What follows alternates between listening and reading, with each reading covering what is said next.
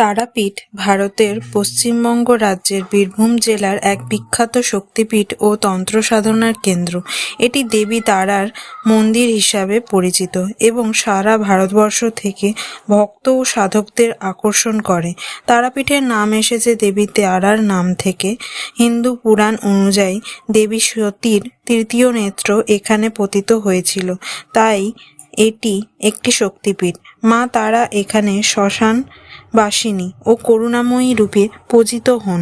কথিত আছে মহর্ষি বশিষ্ঠ এখানে মা তারা সাধনা করেছিলেন এবং মা তাকে স্তনপান করিয়ে সন্তুষ্ট করেন। এই কারণে মা তারা করুণাময়ী মাতৃরূপেও পরিচিত। তারাপীঠের সঙ্গে সাধক বামাখ্যাপার নাম ওতপ্রোতভাবে জড়িত। তিনি মা তারার একনিষ্ঠ ভক্ত ও শক্তি সাধক ছিলেন। বামাখ্যাপা বিশ্বাস করতেন মা তারা শুধু উগ্র নন, তিনি দয়াময়ী মা। তার আধ্যাত্মিক ক্ষমতার কারণে তিনি অলৌকিক ঘটনা ঘটাতে পারতেন বলে অনেক ভক্ত বিশ্বাস করেন। তারাপীঠের মূল আকর্ষণ হলো মা তারার মন্দির। মন্দিরের বিগ্রহটি কালো পাথরের, লাল জিহ্বাসহ এবং অলঙ্কার দ্বারা সুসজ্জিত। আর একটি আকর্ষণ হলো তারাপীঠের শ্মশান।